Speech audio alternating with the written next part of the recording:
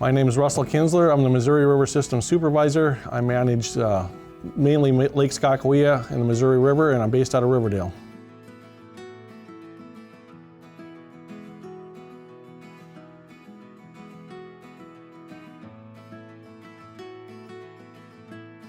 Well, the snowpack is not looking very good, but there's still time for that to change. Right now, basically above Fort Peck, it's 70-some% of normal. And between Fort Peck and Lake Sakakawea, it's just over 80% of normal. It doesn't usually reach peak snowpack until the middle of April, so we could still get some snow and get some runoff, but right now it's not looking very good. The good part is the lake is about 9 feet higher than it was last year at this time, so we gained some water from last year to this year, and going into the spring it'll be better off. But if we don't get that snow runoff, essentially we've peaked right now and we're just going to go down from here.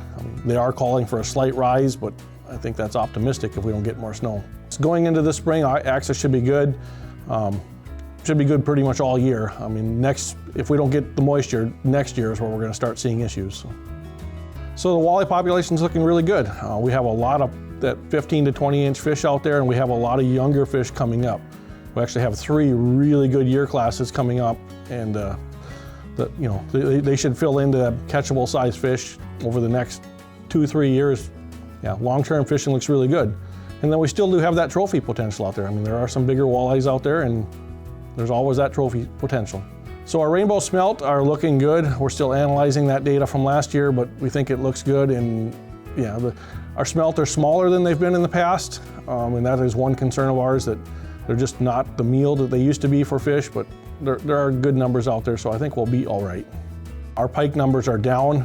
Pike are really boom and bust in the system. We go into dry years, and when that flood, the vegetation grows up, and when that floods, we get really big year classes of pike. And then we live on that year class or them year classes till we get the next big year class. And we have natural reproduction every year, but it's not like the big year classes. And so right now our pike numbers are down. They're below the long-term average, but there are still good numbers of pike out there. There should be good numbers of salmon out there. The size of the salmon has really struggled they've struggled the last few years, and that's due to them smelt being smaller. We should have decent numbers out there, and they just are going to be in that 5 to 6 pound range would be my guess. Smallmouth bass, catfish, there's good numbers of both of those, and they're just really underutilized. But they can be had lake-wide. Catfish, especially in the spring, there can be really good catfishing.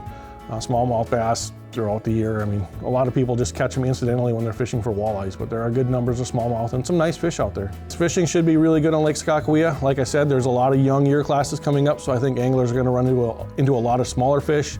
I'm sure we're going to get questions that where are all the big fish at? Did we fish them all out? And it's not that they caught them all last year, it's just that there's a lot of young fish coming up, and you have to get through those to get to the nicer fish.